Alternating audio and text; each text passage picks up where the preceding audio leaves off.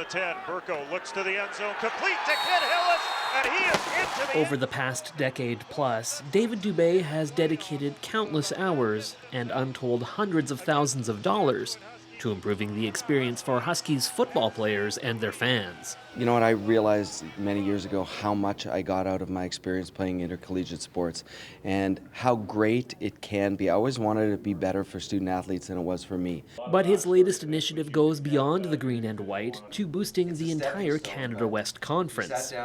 He spearheaded an effort that will result in the Canada West Championship game, the Hardy Cup, as well as another semi-final game airing nationally on Global. It's still a fact that television is the way that you get legitimacy.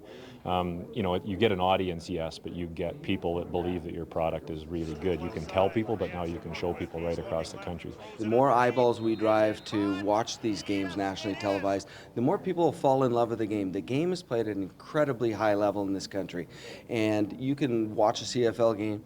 98% of Canadian fans don't know where those Canadian kids come from. Let's show them where they come from. The broadcasts will be the largest ever televised distribution of a Canadian university sporting event. But they grew out of an even more ambitious plan led by Dubé's N8 group, which would have seen inter-conference matchups between teams in the West and East broadcast.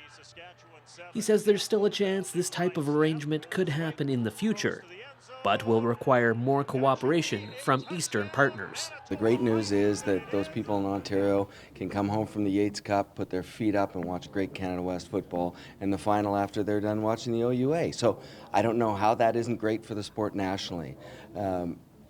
We need other conferences to look at it and say, we want to be part of it. Another smaller but also significant change was announced at the news conference as a new logo and branding were unveiled for the title game, which Reid says also adds more legitimacy and will help distinguish it from other events. We would probably like to do this in our other sports as well, but this was the right time, the right idea, and the right time, and the right place. So I think that those little things can add up. The Canada West semifinal will air on Global on November 7th and the Hardy Cup November 14th.